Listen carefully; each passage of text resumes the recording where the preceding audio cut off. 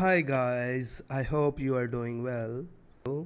In this video, I will talk about a new violation which is the identity verification.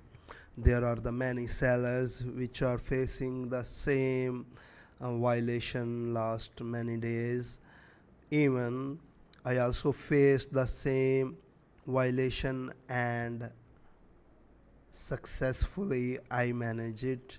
So TikTok restore my shop, but there are the many sellers which are facing this violation and they availed the both chances of the appeal, and now their shop is suspended permanently.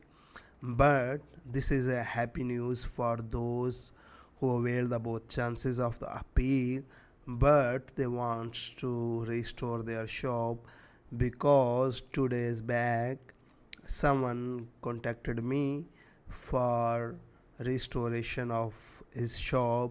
Even he availed the both chances of the appeal, so you can check the screenshot here. I successfully restore his shop. Even he availed the both chances of the appeal. So this is a happy news for those sellers. If they avail the both chances of the appeal, I am willing to guide them, and definitely we will get back their shop. Thanks for watching my video.